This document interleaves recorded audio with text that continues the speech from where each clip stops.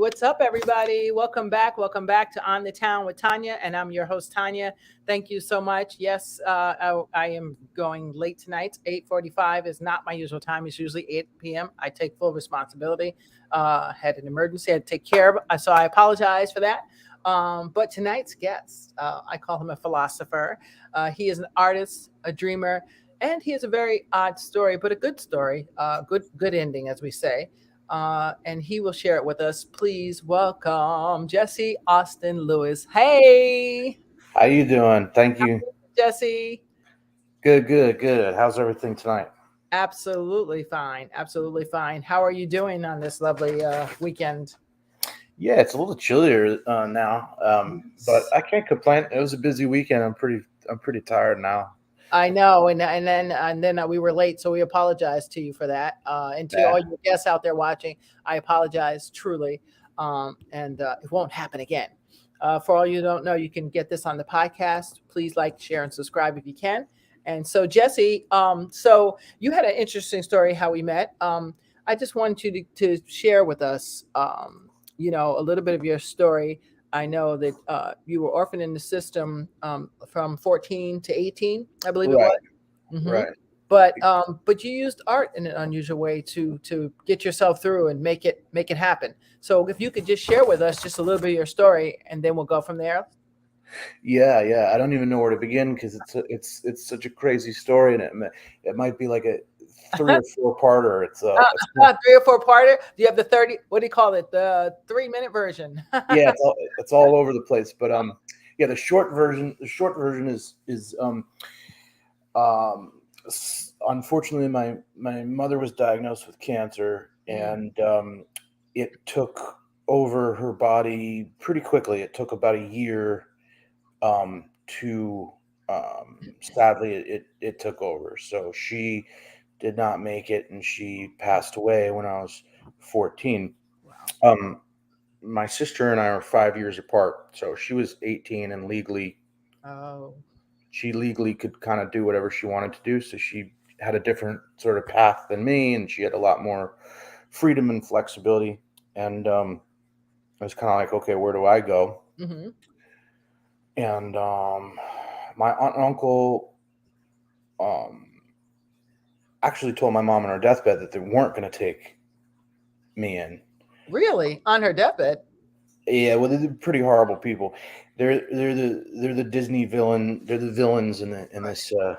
If I was Harry Potter, they'd be the people that shoved the boy under the stairs. Okay. I mean, that's not funny, but sorry. No, I'm saying it purposely to be. Yeah, it is. No, it is fun. I mean, all you laugh or cry, and I choose to laugh. That's gotten me through. My sense of humor's gotten me through, That's as well as art. But yeah. So basically, I kind of came to their house knowing they didn't really want me there. They very different than the rest of my family. Very like sports is so important, and this and that. right. And I was, Rigid. I call yeah, Yeah, I call it rigid. they're rigid, and they're wealthy, and it's just not. I came from a very close. It was just me, my sister, and my mother, but there was a lot of love in that house. Right. And so yeah, I mean, I got depressed. I didn't really know what was wrong with me. I mean, looking back now, it's like, yeah, of course I was fucking depressed. Right. But I was made to feel like there was something wrong with me, that I wasn't acting normal Mhm. under the circumstances. Right. And Your mom, just 14 years old. I mean, I lost my mom at 16, and that was I was in foster care already, but that's devastating. I can imagine if you're growing up with her, getting the love from her and the support from her, and then boom. I mean, who would yeah, not act out? well, most rational people, I mean, most people get it. Sadly, my family and the people who were supposed to be in my corner didn't get it. And I kind of acted out, and I skipped class a lot, and I would just, I was a troubled teenager, and Mhm. basically my aunt and uncle didn't know what to do with me. And um, I had this psychologist. I had this guy I was working with, Mhm. and named Diedrich. I'll never forget this guy. Mm. And he had talked about this wilderness program, Oh, the and wealth. immediately, yeah, yeah, and immediately me and my sister are like, no, that's not what I need. I don't need to be, hiking and shitting in a hole. Can I say that? I don't know if I could. Well, it's okay. It's okay. Luckily, it's okay. It's okay. You can bleep that. Yeah. Well, even if we don't, it's okay. We're like Okay. not syndicated. Okay. Yeah, like basically, right off the bat, it was like no way. But they really convinced my aunt and uncle that this was going to be, therapeutic. Well, who convinced them? That's what I want to know. Were they looking around for a place to put you in, or someone came to them and says, "We know a place that will help him"? Pretty much, yeah. We know, yeah. Pretty much, like, oh, we've got the solution, and Right, of course, everybody has the solution. Yeah. And as far as I'm concerned, it was legal kidnapping. I mean, I was terrified. Next thing I know, the two big guys take me in a car, and I'm from Connecticut. I lived a pretty sheltered life. I'd never really traveled, and next thing I know, they're taking me to Texas, and then from Houston, we went to. Whoa! I would be scared. I was like, what the hell's going on? I mean, before that, were they at least nice? Like, they're like, "Hi, just see, I'm so and so, and I'm so and so." No, they told me if I ran. They told me and I considered running.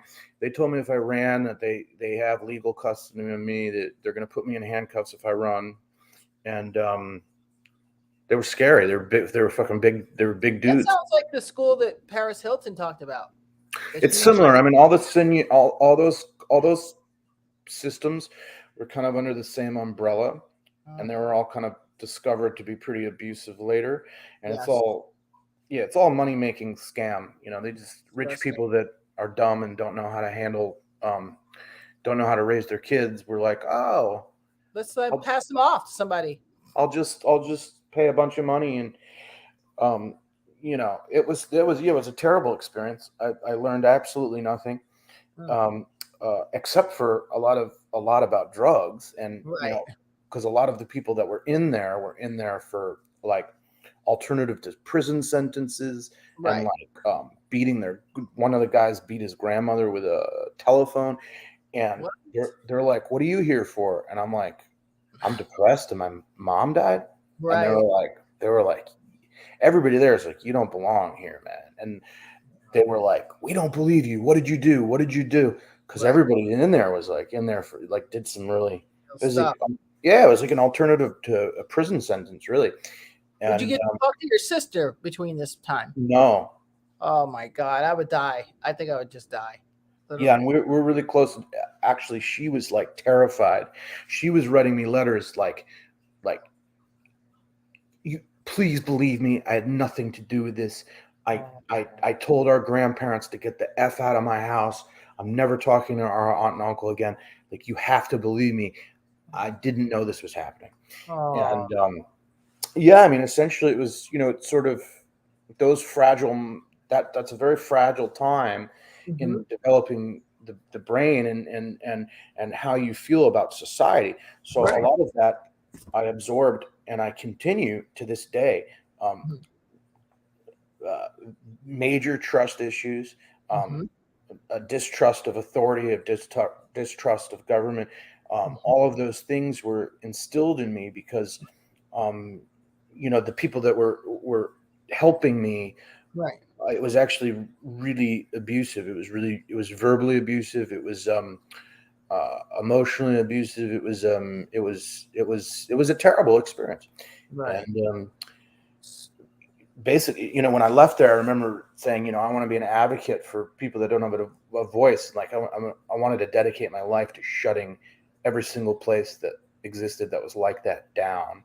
Right. And it seems like with Paris Hilton and Rod Stewart's daughter, one of the singer's daughters, also said she was in a place similar.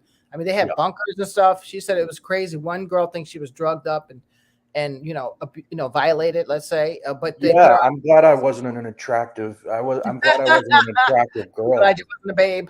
Yeah, because it was dangerous out there. I mean, there was rattlesnakes. There was people died. I mean, people died out there. People ran away, got lost, starved. I mean, it was a really weird. That is so really weird thing. How'd you get out of it is what I want to know.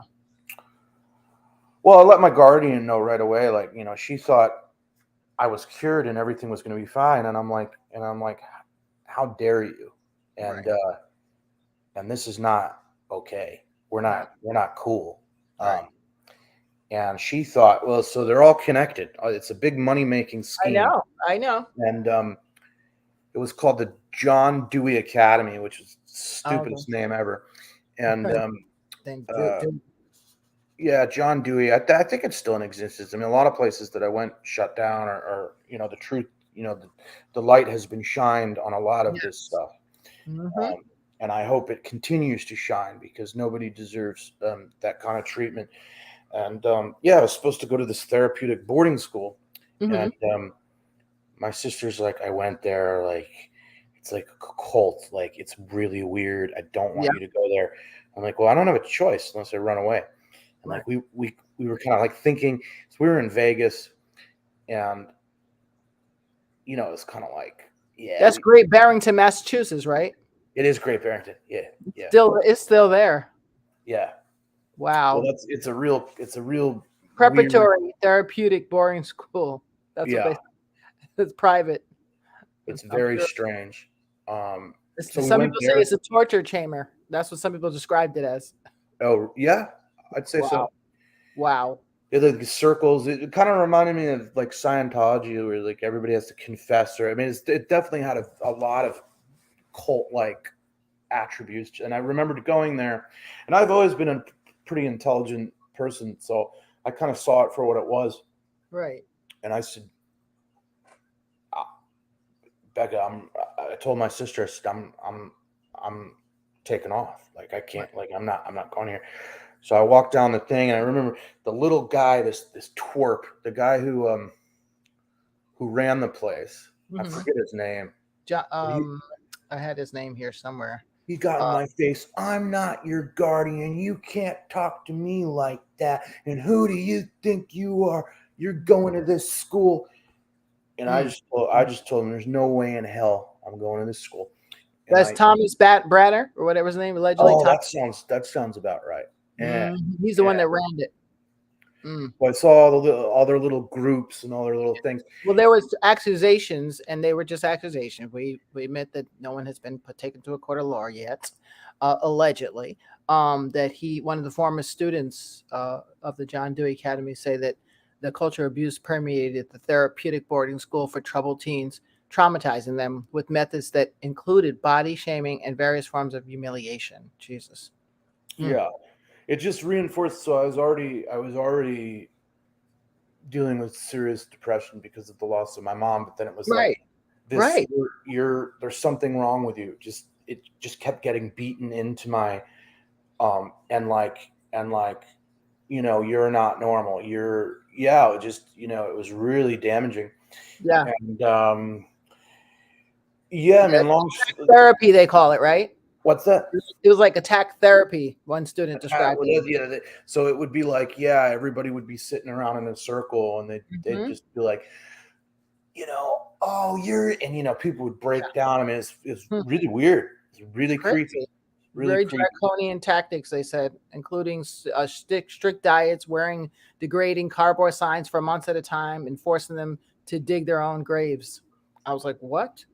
Dig your own grave? Like, whoa. I can't believe you guys haven't gotten together, all the students, and filed a class action suit and tried to get it shut down that way. That's what I would have did. Yeah, I mean, I'm not sure how to go. I'm not sure what the best tactic is, and it's easier said than done. So I shouldn't say that, because a lot of times when we come out of those situations, we're just thankful to get out of it and not have to revisit that idea or concept ever. Yeah, and a lot of people are ashamed. I mean, the abuse continues. A lot of people say, discredit your experience, or they pretend you're exaggerating, or right. They'll downplay it. I mean, the Red Cliff Ascent is where I got sent, and the Bravo channel. I mean, they made a freaking TV show called Brat Camp. I said, how insulting is that? That's very insulting. Well, you should make another story and make your own version. I think you should do it. I'll help you write it. I'll help you write it. I'll call it Disillusioned Rich White People That Don't Know How to Raise Their Children. Or we'll call it The Scary Camp. Yeah. Make it a horror movie. Yeah. It's unbelievable. And, luckily I I was smart and I was always good at navigating through. And then, so I don't know, I convinced them to let me go to a normal boarding school. Oh, That's a whole other story, because normal boarding school, right, there was so much homoerotic activity that right, and goes on at partying, boarding school. right? Drugs, Right. a lot of it's like prescription drugs, because they get all the, Yes, and there's all Adderall, Addies. I the know, Adderall, it's a I know. lot of stuff. I Yeah. mean, it was so it was kind of out of the frying pan into the fire, but I felt like, okay, well, at least I'm free. And Exactly. I kind of rebelled there. I didn't go to class. I was smoking a lot of pot. I was like not going to class, and Can we blame eventually, you? I mean, no adult stopped and said, "Let's see how he processes mom's." First of all, not just her passing, but before that, there was this long, drawn out thing for you as well. yeah, You know, not really. No, nobody ever thought the psychological damage, or hey, maybe he just wants to be with his sister, or maybe you know, I don't know what the hell people were thinking. I don't Um, either. It's very insensitive. I can't believe they would do that with a 14-year-old boy. Like, what? yeah. Just No, crazy. I was like, people made it out like, oh, I'm a delinquent. I'm destined for jail. I'm destined for, oh, I'm such a bad seed. That's really kind of how I felt. And so I managed to kind of, basically my end goal was always, I want to, I think the only person who gets me and the only person that can handle me is my sister. And Oh, how is she? she's great. And she made Um, out good. Did you guys link back up at some point? Oh, absolutely. Good. She's an English teacher. She Oh, in spite of everybody who stood in her way, she kicked butt and took names. She bought her own house. She's a homeowner. wow. Yeah, I'm really proud of her. She's amazing. And Amazing. so that was the end goal, was like I wanted to live with her. Mhm. And basically I just kind of went along and did what I had to do in order to get there, and every step was closer. And then, basically I told Elsie, the woman who was guardian of me, I said, I don't care how much money you have. I don't care if I'm ruining my future. I want you gone, and I want to emancipate. I want to get. I do not want you to be my guardian anymore. Good. And legally did it, and I stayed at a friend of my sister's house, and then they, abuse is secular, so I thought I was saved, but I was treated really poorly there. Sorry. A whole bunch of money was given to them. They were supposed to refurnish the basement and make a bedroom for me. That Mhm. never happened. Oh, I basically slept on like a pull-out, like a cot in the middle of the living room. I wasn't treated, I was treated very much like a second class citizen. I wasn't treated like, Now, where is this at? This is at your sister's? no, Or, no, this was oh, I was going to say, a no. friend. This was a friend said, that they'd take me in. Okay. So then, yeah. So, well, probably, well, were you what do you call that? You know how your parents pass and they leave money, right? In the estate or something? Yeah, no, my mom was a working class. I mean, we were lower middle class, and Right. no, there was no real money. Okay. It was I guess my mom's choice in guardianship was, she knew she had a lot of money and Right.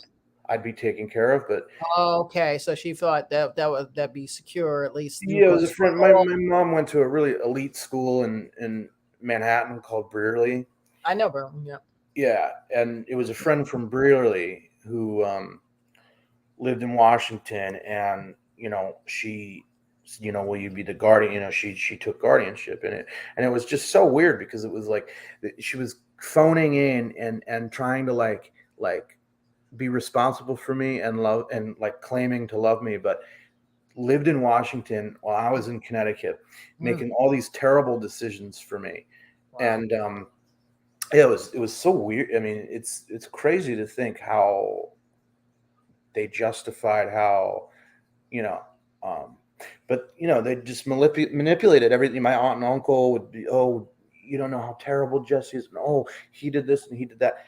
And fortunately, the majority of people in town were not that stupid and that Mhm. gullible. And Mhm. didn't believe them and were like, you people suck. Mm, And everybody, unless you're an idiot, everybody knew that they suck, and right.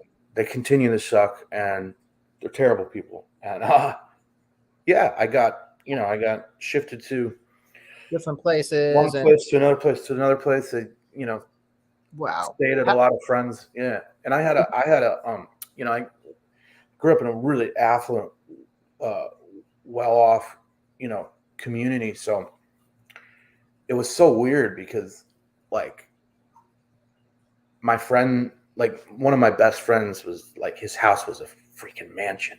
Hmm. So I had a really, weird. It's not like it's not like your typical orphan story where it's like I'm staying at a YMCA, or I'm like I had really wealthy friends, so it'd be so weird because I'd be in this like mansion, and then Mm, it's just like, but we can't keep you. We can't keep you. here.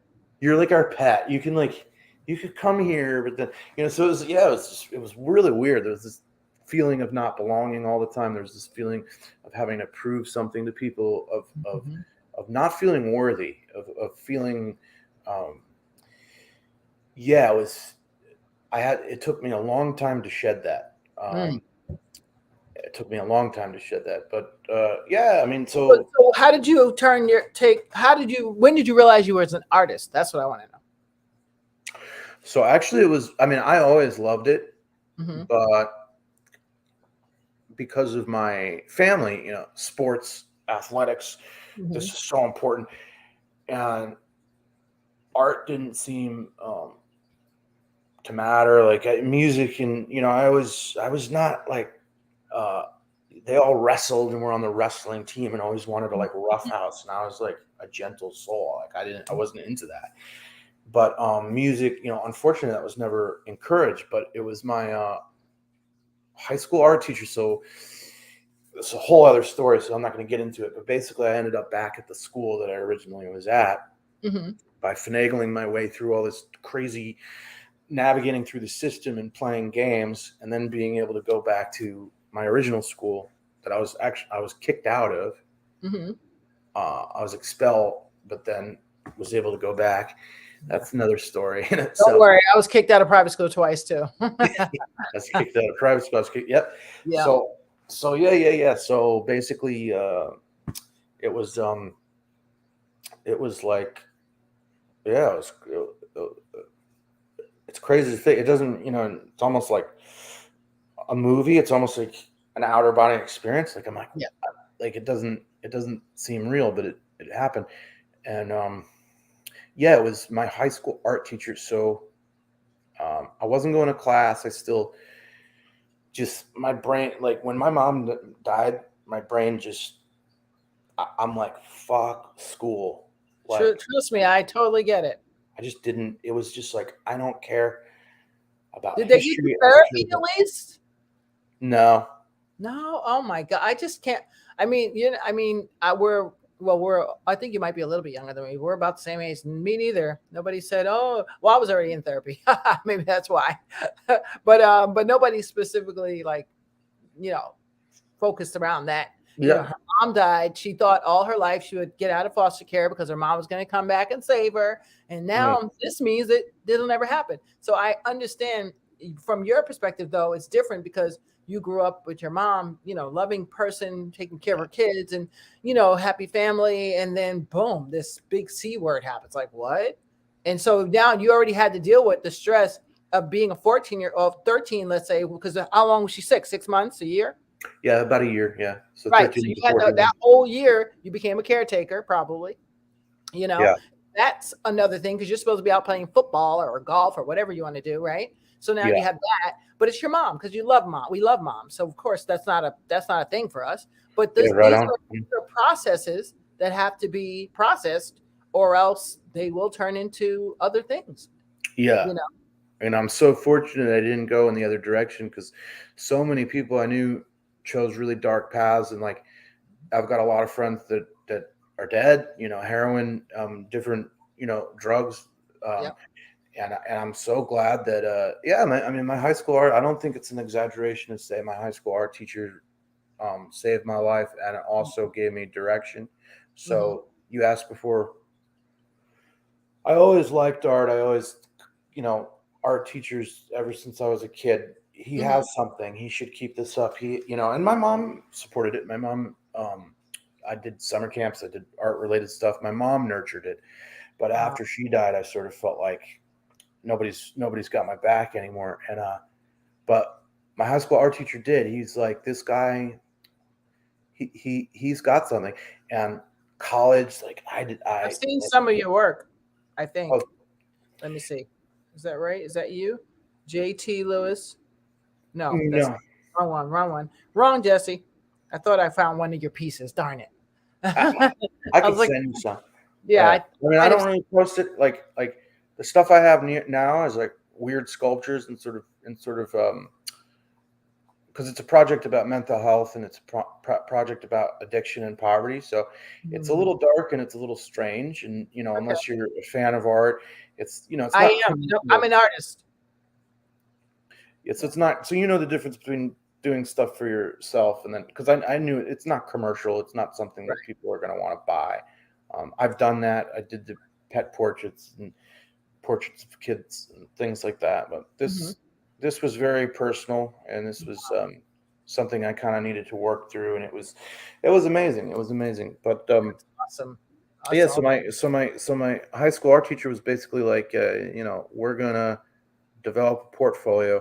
We're gonna get you into school, Hmm. and uh, it all happened, and I went from not feeling like I was deserving. I had very little confidence. I didn't Hmm. think I deserved a future. I didn't think a future was possible. All my Hmm. friends, I came very elite white bread community. All my friends were elite, going to like Princeton and Harvard and freaking, Right. Ivy Yeah. League. Right. Yeah. And Well, did they get to Edinburgh or the Sorbonne? I'm like, well, I'm not going to college, and it could be maybe community college. Like I'm not, but my whole world changed, and then I went off and Nice. yeah, so that's kind What'd of you study? What'd you study? I studied in fine art and illustration, a focus in fine art and illustration, and then Fabulous. it was like on the big wave of like graphic design. It was still kind of a buzzword and new, and people didn't know what it was, and everybody was kind of like, "Oh, if you're an artist and actually want to make a living, you should do graphic design." So Mhm. I actually went to high school with this girl who dropped out of the school that I was at and then went to another school to do graphic design. Mhm. And she loved it and she ended up doing really well. And I didn't really like the school I was at. So I said, well, maybe I'll do graphic design. And so I changed my focus to graphic design and website development. And I did Oh, that for a little bit after I graduated. But to be honest with you, my heart wasn't in it. And then like it kind of went back to your serving gift. serving people. Yeah. I mean, I'm good with people and I have a big heart and I mean it. So I started working with um, children with autism. I started working with the elderly. I did a little hospice, and kind of found my niche, and I realized like elderly isn't really where I want to be. Even though I'm good with kids and I love little kids, like Mhm. that wasn't really where I want to be. I said, that like sort of 18, that like um, transitioning into adult living, Mhm. needing to learn life skills like how to do laundry, how to do dishes. I really found my little niche, and so I've been doing that for years now, working with the autistic community. Oh, And that's great. I used to work with them. That's awesome. I love the autistic community. It's a very special community. It's dear to my heart. yeah, Because by the grace of God, there you go. And somebody's got to do the work. So I appreciate anybody who works with autistic children because it's fun and there's so many things you learn. I learned so much from one of I call him my nephew. He's not really my nephew, but I call him my nephew, and he's autistic, and he's like the best thing ever, ever. You yeah, learn so many different things that you never, things we take for granted, things we don't think about. With autistic kids, you think about all those little things that yeah. matter. So You learn a lot about yourself and patience, exactly. everything. Exactly. It's pretty amazing. Yeah, no, it is. So I'm going to go quick to a sketch and a song, and we're going to come right back. All right. And we're going to do Sketch City real quick. Okay. We'll be right back. Okay. Here we Okay, go. cool.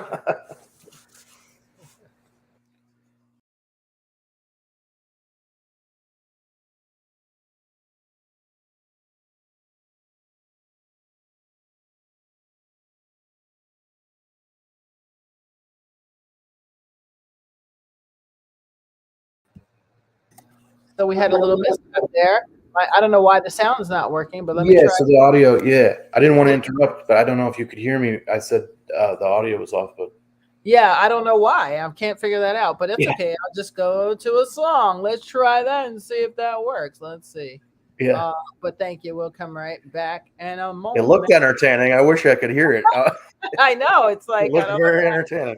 Yeah, I don't know what happened. Ready? Here we go. Baby, I'm drunk only.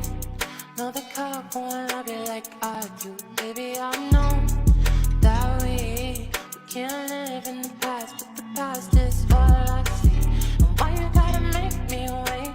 Why you give my love away every day? And she could probably take my place. She could probably take my. Yeah, I was gonna do right, but yeah, even praying to God, but even I'm God alone. 'Cause I'm choosing you instead. Yeah. Whoa, whoa, whoa. Whoa, whoa, whoa.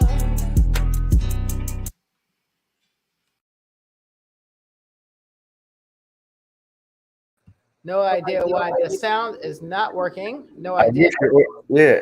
No, it's not working. I'm It looks sorry. so entertaining though. I wish it would. I don't know why. That's weird. That's the first time it happened. So I apologize. It's not working. Your This daughter's is got a great voice, but now Thank I'm a you. little out of touch when it comes to like new stuff. Is that Uh-huh. is that original or is that a cover? Yeah, that's her. All she always said. She does original when she's not here because you can't do a cover. I'd have to get royalty or something crazy. Wow, That's hers. that's original. So if they come after me, she'll be like, "That's my mom." That's a really good. Wow, that's original. She That's writes impressive. a lot of matter of fact, she's trying to do an EP, so you'll Great. hear something from her soon. I'm trying to take that off. Where is it at? Hey. Yeah, you'll hear something from her originally soon. She's coming out with an EP because she's got a stealth of work. Original, she plays a guitar. Nice. She writes her own lyrics, sings, all the above. So Awesome. we'll see what happens. I'll let you know. But thank you so much for sharing your story with us. What advice can you give to young people out there who may be struggling? Maybe they lost a parent, and because I know quite a few people that out of the blue they became orphans, and it was like what? Like one of my friends, she shared with a book called "The Kids Are All Right," not the movie, but the book by Liz Welch. It's a great book. But they their mom and dad passed back to back, and it was like, how do you go from this loving family to now you have to go live here and live there? And they said the only thing that really saved them was having an estate made everybody want to fight for the kids, so they didn't end up in foster care because of that. So that's hard, but it also plays a role on each sibling because you have to be separated. So you already lost your mom, but you kind of lose your sister too temporarily, Yeah, we both felt that way very much. That it was a systematic effort to keep us apart from my aunt and uncle, and it was hard because we were very close. Right. But luckily, I mean, we're still close now, so it didn't work. They didn't keep us apart. Right. Thank God. Yeah. Well, thank God you're still close, and that's so important. Because just having family, but I don't know why my light is dying out as I speak, and I have no idea why it keeps doing this. But anyway, I think it's time. I appreciate you taking the time to come on, and I guess the moral of the story today is no matter what happens, if you use your gifts, you can turn it all around. Because your art says a lot. Yeah. Yeah. And another thing, anybody who's watching, like advice too that I'd give is like because I used to do it from a selfish place. Like going to be like, oh, look how good he is, and then I realized like to actually serve other people and doing my art with the autistic community and with people that are suffering from like post-traumatic stress disorder, seeing people like it actually helped people, and they go from being angry and frowning to being like, wow, I can't believe I did that, is so much more rewarding than any compliment, than any gallery or anything anybody could say about my stuff. Absolutely. So your kids, when you do shows with them, when they paint, or it's different mediums, you do different mediums of art? Yeah. So obviously, because of the textural thing, I love stuff that has a lot of texture. Yes. So, yeah, I love recycled materials and recycled art. So we do a lot of finding stuff and how do we turn this into something interesting. Brilliant. And, yeah, it's super fun. And then sometimes I'll get the mom and dad involved. Sometimes, so it's a lesson for everybody. It's a new way of communicating to each other, new way of learning. Maybe the mom is a little controlling and needs to give up control, and which is very difficult for a lot of mothers to say, okay, maybe I don't need to handle everything. Maybe I'm going to let this person can teach me something new. And like, it's so hard because they've seen, like, I'm probably like one of 60, 80, 100 people that have come in and out of their life. And, but that's how I try to do it. I come in, make as much of an impact as I can, and hopefully do some positive stuff. And then I'm out. My work is done here. Goodbye. Right. Drop your lessons and that's it. Yeah. Yeah. I love art, and I love that there's so many mediums. Yesterday at tag sale my neighbor had, I used to cashier years ago, and I would put in plastic bags the little roll that the paper comes on.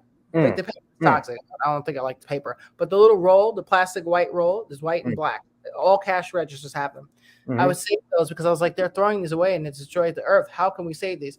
So for Mother's Day, I told her to do a project with the kids with toxic-free paint them if you want, and then bead them together so it works on their small motor skills. She has toddlers. She has toddlers, so it's got to be something really simple. Sure. Everything can be recycled, in my opinion. For sure. Yeah, it's awesome. I love it. And then you could, like, I learn from them all the time too. I know that sounds a bit cliche to say, but it's really true. Like, because I'll think, I do it for so long that I think, like, this kid was like spreading stuff out, and he was kind of doing like, it was funny because he was really into the Cobra Kai thing at the time.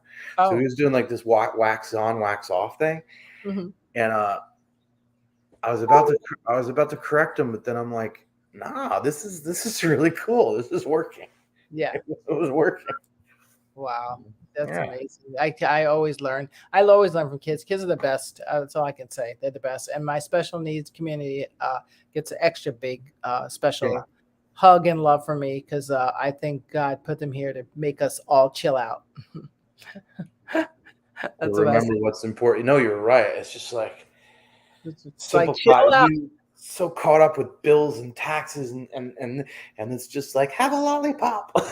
Right, exactly. And that's the best. That's the best, when you can stop and say, I didn't have a lollipop in like a year. That's right. Yeah, I need a lollipop. So have a lollipop. Yeah. So all your listeners and friends and fans, have a lollipop. Yeah, have a lollipop, everybody. And thank you so much for joining us. I want you to hang out for a minute while we end. Any last requests? I always tell people, any last requests? But thank you so much again. I really appreciate you. You guys check out Jesse and his art. There's no website again because you're rebuilding everything, right? Yeah. I'm rebuilding stuff, and I'm just, I prefer advertising. And if people want to email me and see my stuff or call me, I just prefer that. I prefer relationships. Makes Social media just ain't for me. I gotcha. And you're a smart man. You're a smart man. So I don't know. Maybe I'm stupid because I don't get as much business as I used to. business ain't all it's wrapped up to be. You're But right. we will check you out again, and I will hang out with me for a minute while I Sure. end. Thank you guys so much for listening. I appreciate you. You've been listening to On the Town with Tanya, and I'm your host. And our guest today was artist Jesse Austin Lewis. You know, you can inbox me if you want to know how to reach him. That's not a problem. And I thank you. Please do me a favor and like and share the show for us. We always think that every message, we try to have every message that we say will reach somebody somewhere. So the lesson today is, you know what, sometimes we lose the ones we love, but it's how we turn it around, you know. What do we turn our trauma and our drama into? You know, that's really it. And art is definitely a way to turn anything around, in my opinion. That's just one of many gifts that God gives us. So I'm glad you did that. All right, guys. And so hang out, Jesse. I will see you guys all next week. Yeah, I'll see you next week, and I will be on time. Hey.